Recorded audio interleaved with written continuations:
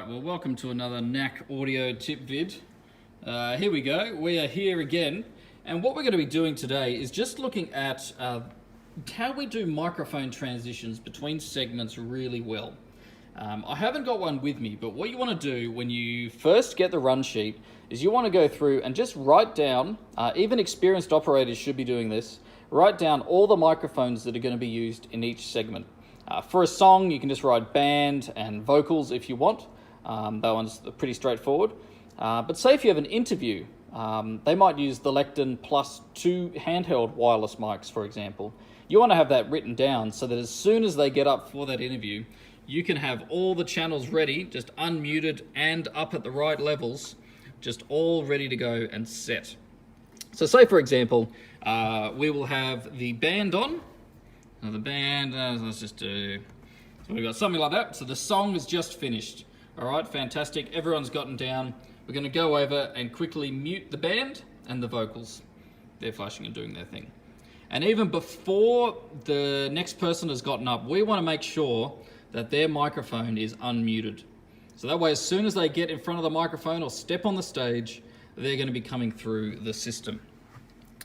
So in this case, I'm going to assume that JJ is going to get up. He's going to get up in front of the Lecton microphone and just do a very quick introduction for the interview.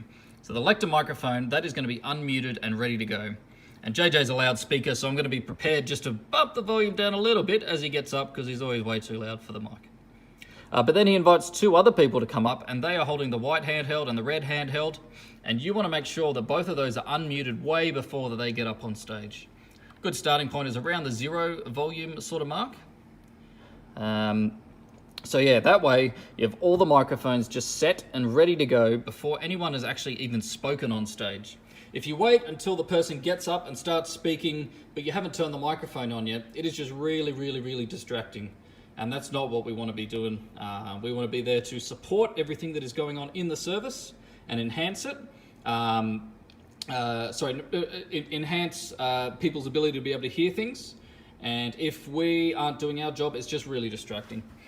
So, just to recap there, we want to make sure that we have all the microphones written down that we're going to use for any segment, even if it's just Lecton for every single segment, and then the band every now and again. That's fine, but at least you know what's coming up. Another one would be for the computer. You want to make sure that that is unmuted before any videos get played, and that you've also checked the video to make sure you know what level these faders have to be at for the video to come through clearly. That's another one to be on top of as well. Yeah, and bearing in mind for the iPod channel too, that whenever you sort of bring the music in and out, you know, we just got the iPod always sitting here ready to play just background music.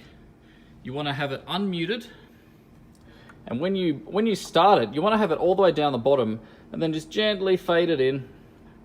And then as the next person's getting up ready to speak, you don't want to just mute it because then it just cuts it off.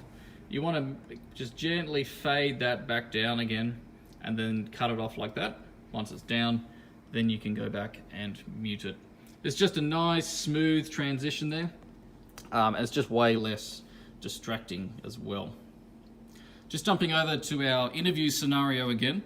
I just want to point out that you do have to be on top of being able to adjust these different levels.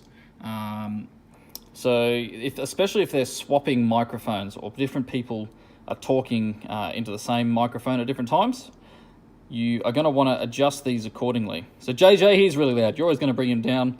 Person like me, I might speak a little bit quieter, for example, into this red handheld. So you're always going to want to be just listening out. Can you hear what I'm saying up the front or whatever it might be? And just adjusting that. Especially throughout the service, if you didn't even have 2 extra microphones, you just had 1 Lecton. As different people get up for different segments, you're going to want to make sure that you adjust this Lecton up and down depending on who is speaking. It just makes it that much clearer for everyone to be able to hear, bearing in mind that if you ramp this up too loud, anything between sort of 5 to 10, that's getting very risky and prone to getting some feedback and ringing happening. This is just an empty room at the moment, and you can see that's way too loud. Up around there, top of these dots is about the limit that you want to go on this Lecton microphone.